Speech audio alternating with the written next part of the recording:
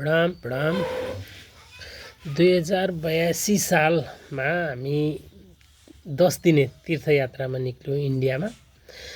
असोजको 17 गते 16 गते दसैँको टिका थियो। त्यो टिका लगाएर अनि हेटौडाबाट अनि त्यतैबाट चाहिँ हामी 13 जना सहभागी भएर यात्रामा निक्ल्यौँ, जसमा मेरो परिवार, सुभाषको परिवार, सुरेश दाईको परिवार र हाम्रो भण्डाराको भाइ गौरव अधिकारी सहित गरेर 13 जना भएर चाहिँ हामी निक्ल्यौँ।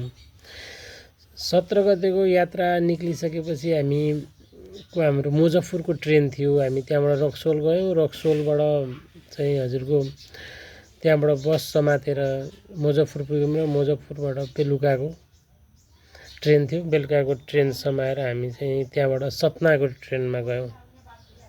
सतनाको ट्रेनमा गयौँ, जसमा चाहिँ तपाईँको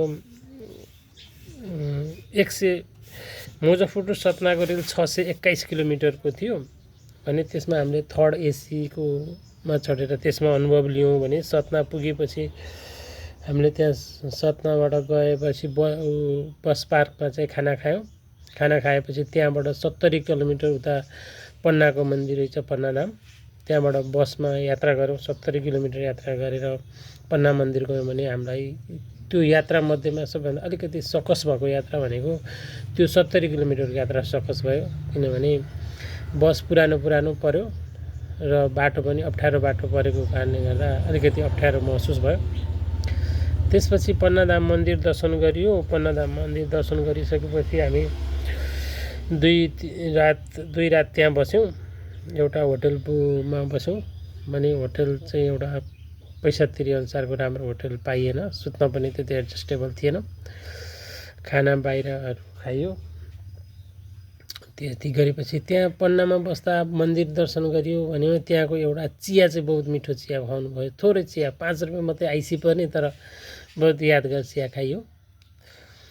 त्यहाँ गरिसकेपछि हामी त्यहाँबाट अब पन्नाबाट चाहिँ त्यहीँबाट रिटर्न टिकट काट्ने सुर थियो होइन। रिटर्न टिकट पाइएन, नपाएपछि हामी वृन्दावन जाने त सुर थियो, वृन्दावनबाट चाहिँ रिटर्न टिकट काट्ने भन्ने थियो।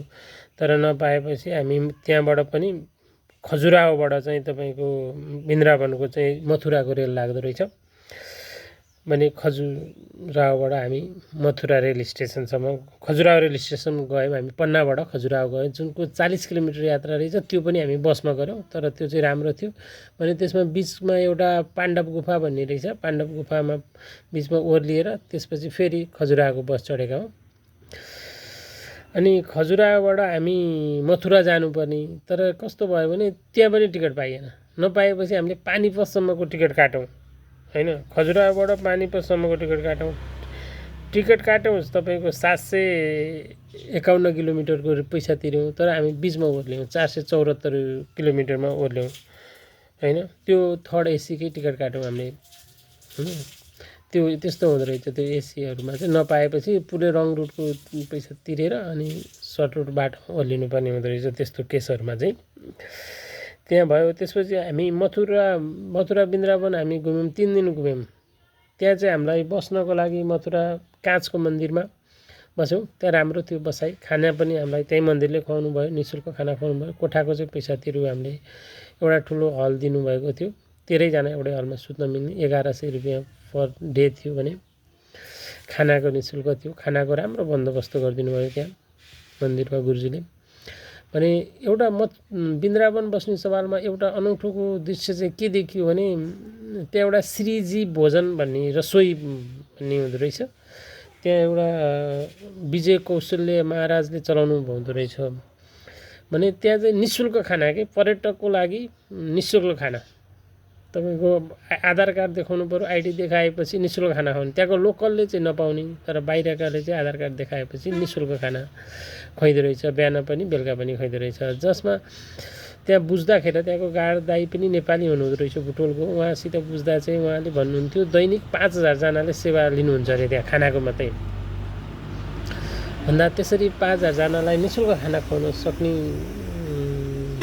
जो गुरुजी हुनुहुन्छ उहाँलाई चाहिँ एकदम नमन गर्न चाहन्छु, किनभने त्यतिको मुटु कसैको हुँदैन भने। उहाँको हरिद्वारमा पनि यस्तै रसोई छ अरे। हरद्वारमा पनि अझै यहाँको भन्दा बढी चाहिँ खाना खानुहुन्छ अरे भनेपछि उहाँलाई मान्नुपर्ने हुन्छ। मैले उहाँको चाहिँ विजय के भन्नु कौशल भन्नुभएको थियो, मैले त्यो सर्च गरेको थिएँ, विजय कौशल्या चाहिँ एउटा देखेँ, उहाँ नै हो कि भनेर कन्फर्म छु। अझै पनि म अनि च्याट जिपिटीबाट गरेर हो कि होइन त्यो कन्फर्म गर्नलाई कोसिस गर्दैछु होइन। फेरि एउटाको नाम भनेर फेरि अर्कोको देखाएर अर्कोलाई सेयर जाला भनेर अझै कन्फर्मको लागि नै छु म। त्यो म च्याट जिपिटीबाट गर्दैछु, मैले त्यो भरपर्दो स्रोत खोजिरहेको छु।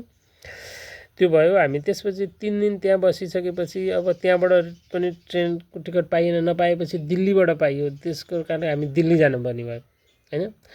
अनि मथुराबाट हामी चाहिँ दिल्लीको लागि चाहिँ तपाईँको सिटिङ क्लासमा चाहिँ सस्तो चाहिँ 141 किलोमिटरको यात्राको लागि जम्मा 3-3.5 घन्टाको यात्राको लागि हामीले जम्मा 80 रुपियाँ आइसी पर्ने चाहिँ टिकट चाहिँ त्यहाँ काटेर हामी चाहिँ दिल्ली गयौँ।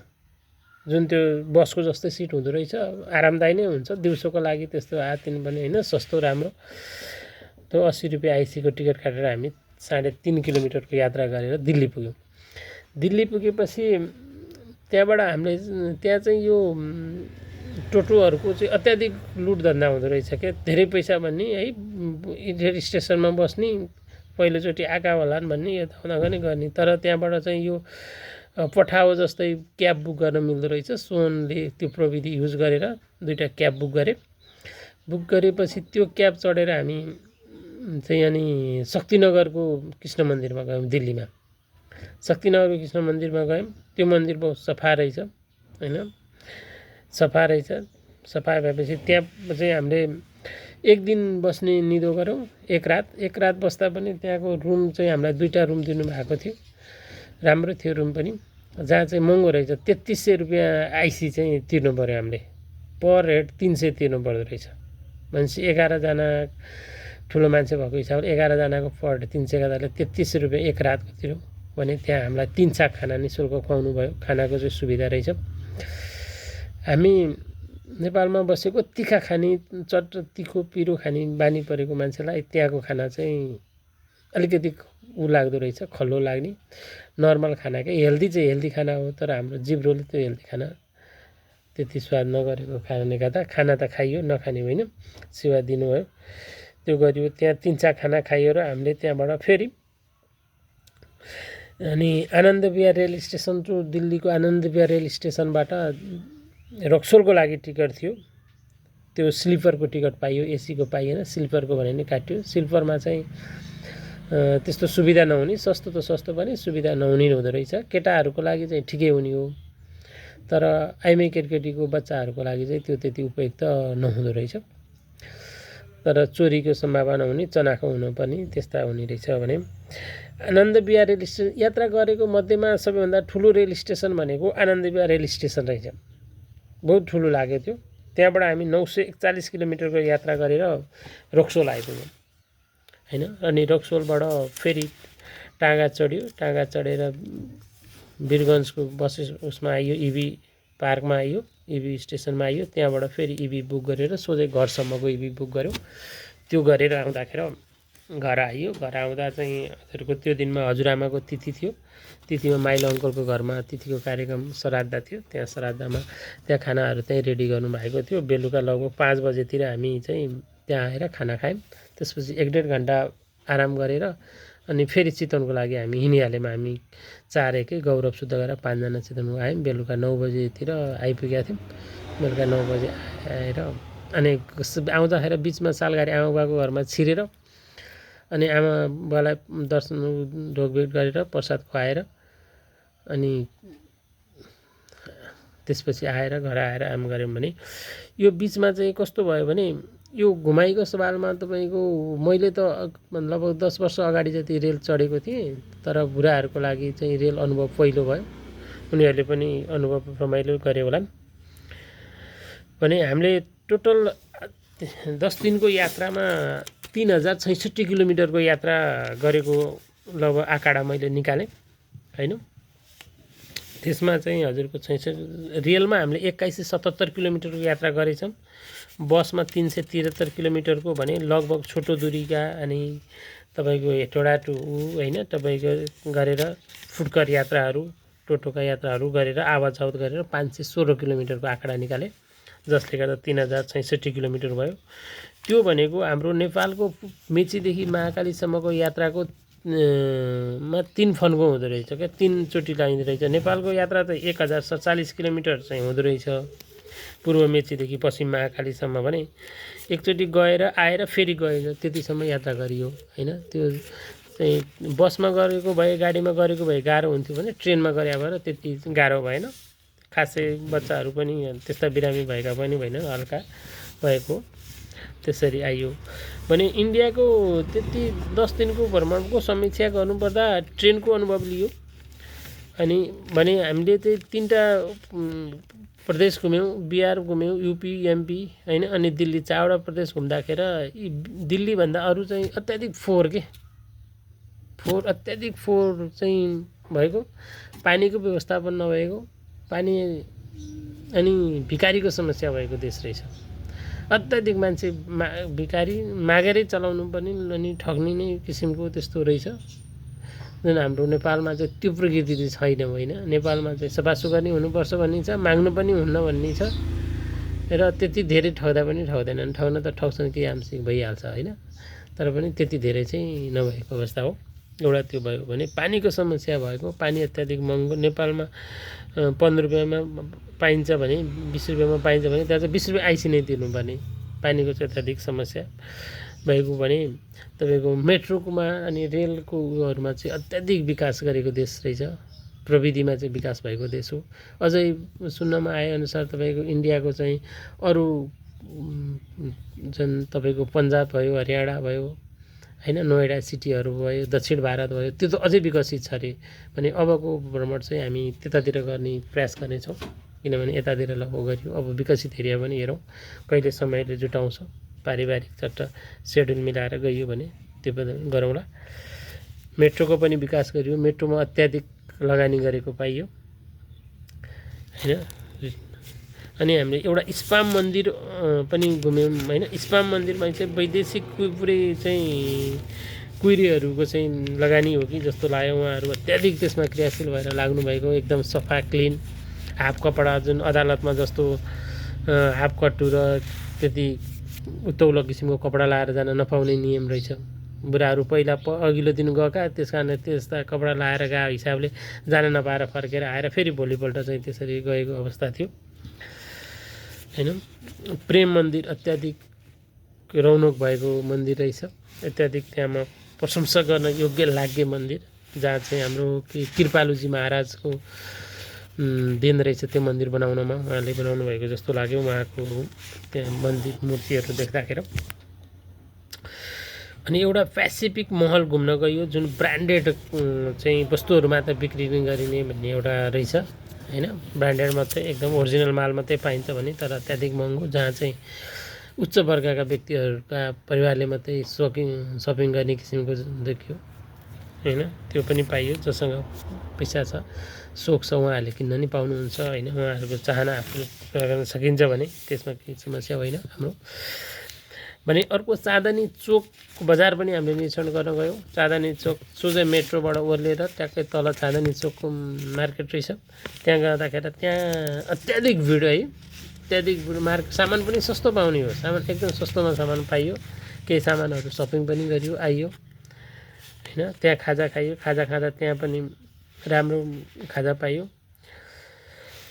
भने। अरू त के होला र, त्यो बिचमा चाहिँ के कुरो अर्को एउटा दुईवटा कुरो के भयो भने तपाईँको बच्चाहरूसँग 10 दिनको यात्रा गर्दा बच्चाहरूको केही बानी बेहोरा पनि सिक्ने मौका पाइयो होइन। त्यसमा तपाईँको केही बच्चाहरू जिद्दी पनि, केही जाति होइन भनेका मान्ने त्यस्ता किसिमका भए। सोहन र सानो भाइले अलिकति पुलपुलिएको किसिमको चाहिँ व्यवहार देखाए। उनीहरू जिद्दी बनामा जितेर पाउँछु भन्ने किसिमका, आमा बडा पाउँछु भन्ने। यो त्यो सवालमा चाहिँ के भयो भने सोहन र सानो भाइले चाहिँ जितेर चाहिँ सामान पाउँछु भन्ने किसिमको बानी परे क्या तिनीहरूलाई चाहिँ होइन। त्यो भएर अब घरमा नि त्यही किसिमले पहिलेबाट गरेपछि पाइरहेका, त्यो भएर उनीहरूले चाहिँ बाटोमा पनि त्यो 10 दिने यात्रामा पनि त्यस्तै किसिमको ऊहरू व्यवहारहरू देखाए होइन, जित्नेपछि कराएपछि रोएपछि पाउने भन्ने किसिमको देखाए। अब त्यो एउटा गलत हो होइन, मेरो एनालाइसिसमा चाहिँ गलत हो भने त्यही अब त्यो सानो प्रसिद्ध त बच्चा हो, त्यसले अटोमेटिक गरिहाल्छ, त्यसलाई अन्यथा पनि लिनु हुँदैन। तर ठुलो भएको व्यक्तिले चाहिँ त्यो गर्नु हुँदैन भने अब त्यो सिक्दा सिक्दै सिमरनले पनि त्यही व्यवहार सिकाइदिए, एक दिन त्यही देखाइदिए। एउटा ढोक्ला भन्ने हुँदो रहेछ, त्यो बाहिर चाहिँ को राखेको झिँगा फोहोर भएको ठाउँमा पनि ढोक्ला कि ढोक्ला भनी जिद्दी गरी ऊ गरी त्यो सवालमा बाउ छोरीको डिस्कस पऱ्यो, ठुलो डिस्कस पऱ्यो, एक दिन त बोलचालै भएन भन्दा त्यस्तो थिइनँ त्यो घरमा। तर त्यहाँ चाहिँ त्यो त्यस्तै हुँदो रहेछ कि यिनीहरूले त यसरी पाउँदो रहेछन् भनेपछि म पनि जित्छु भन्ने एउटा किसिमको मनोबल बढेर त्यस्तो व्यवहार देखाइ होइन। बाउ छोरीको झगडा पऱ्यो, त्यो बेलामा एक दिन बोलचालै हुँदै भएन हाम्रो, त्यस्तो भयो भने त्यो गर्दा गर्दै अर्को सानी सुहानीले पनि सुहानाले पनि त्यस्तै गरिदियो भने उसले पनि त्यो एउटा पिज्जाको समयमा चाहिँ अरूले त रिसाएर ऊ जिद्दी गरेर पाउँदो रहेछन् भनेपछि त्यो त्यति जाति गर्लले नानीले पनि त्यस्तो किसिमको देखायो भन्दा त्यो सङ्गतले गर्दा चाहिँ त्यस्तो त्यस्तो हुने कि भन्दा अर्को सिजनले त्यस्तो केही व्यवहार देखाएन, गौरवले त्यस्तो केही देखाएन, उनीहरू बुझेकी भए भन्दा अब सोन र सानो भाइ पनि त्यही हुन्छन्, ती समयले हुने कुरा हो। त्यो बिस्तारै बिस्तारै सुधार हुन्छन्, बुझ्ने हुँदैछन् त्यसैले त्यो। तर त्यस्तो गरेको चाहिँ राम्रो होइन, तर बुझ्छन् तिनीहरू पनि केही समयमा सुध्रिन्छन्, त्यस्तो होइन। जितेरै पाइन्छ भने जित्ने नि भन्ने बच्चा त हो, हामी त त्यस्तै हुन्छौँ भने अब ती बच्चामा त्यो ठुलो कुरो होइन। यस्तै नै रह्यो यात्रा, राम्रै भयो। अब अर्कोचोटि चाहिँ अलिक सफा सहज जाउँला भनेर। हस् त, प्रणाम प्रणाम।